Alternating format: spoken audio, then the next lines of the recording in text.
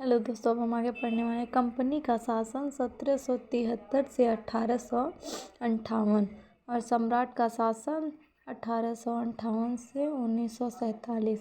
Company का शासन पढ़ने वाले हैं। 1773 का रेगुलेटिंग एक्ट।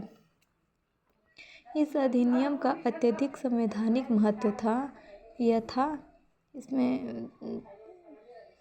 इसमें 3 बातें मुख्य कही गई थी कि भारत में ईस्ट इंडिया कंपनी के कार्यों को नियमित और नियंत्रित करने की दिशा में ब्रिटिश सरकार द्वारा उठाया गया यह पहला कदम था। दूसरा, इसके द्वारा पहली बार कंपनी के प्रशासनिक और राजनीतिक कार्यों को मान्यता मिली। तीसरा, इसके द्वारा भारत में केंद्रीय प्रशासन की नींव रखी गई। मतलब एक ही रेगुलेटिंग एक्ट में 3 बातों पर मुख्य ध्यान दिया गया था। पहला कि ईस्ट इंडिया कंपनी के कार्यों को नियमित और नियंत्रित किया जाए, और दूसरा प्रशासनिक और राजनीतिक कार्यों को मान्यता मिले, और तीसरा भारत में केंद्रीय शासन की नींव रखी गई। इस अधिनियम की मुख्य विशेषताएं इस प्रकार थी।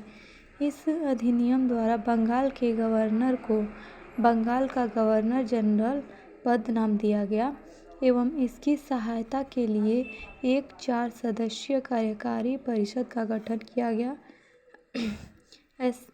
ऐसे पहले गवर्नर लॉर्ड वारेन हेस्टिंग्स थे। मतलब कहा गया कि बंगाल के जो गवर्नर, इस अधिनियम में बंगाल के गवर्नर का पद बदलकर बंगाल का गवर्नर जनरल कर दिया गया था, और पहले गवर्नर हैं लॉर्ड वारेन हेस्टिंग्स।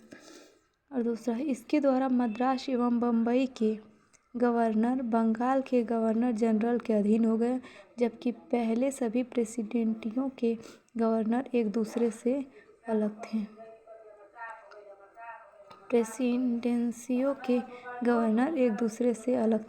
इसमें कहा गया जो मद्रास एवं बम्बई के गवर्नर थे वो बंगाल के जो गवर्नर जनरल के वो दोनों अधीन हो गए। मद्रास एवं बम्बई के गवर्नर बंगाल के गवर्नर जनरल के अधीन हो गए। अधिनियम के अंतर्गत, इस रेगुलेटिंग एक्ट के अंतर्गत कलकत्ता में 1774 में एक उच्चतम न्यायालय की स्थापना की गई, जिसमें मुख्य न्यायाधीश और 3 अन्य न्यायाधीश थे।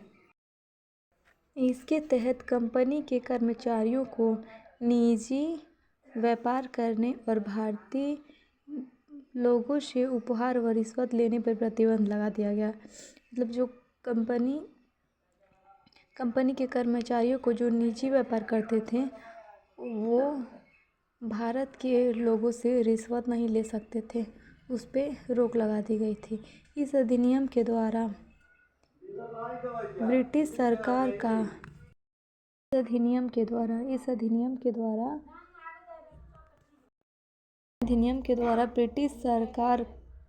सरकार का कोर्ट ऑफ डायरेक्टर कंपनी की गवर्निंग बॉडी के माध्यम से कंपनी पर नियंत्रण सशक्त हो गया। इसने भारत में इसके राजस्व, नागरिक और सैन्य मामलों की जानकारी ब्रिटिश सरकार को देना आवश्यक कर दिया। रेगुलेटिंग एक्ट के द्वारा एक बॉडी की स्थापना की गई जिसे कोर्ट ऑफ डायरेक्टर्स कहा गया। इसके द्वारा कंपनी पर नियंत्रण हो गया और जो राजस्व, नागरिक और सैन्य मामलों थे वो ब्रिटिश सरकार को सैन्य मामलों की जानकारी ब्रिटिश सरकार को देना आवश्यक कर दिया। इन सब की जानकारी वो ब्रिटिश सरकार को देने लगी। कंपनी की governing body court of directors जो बना था वो। Thank you.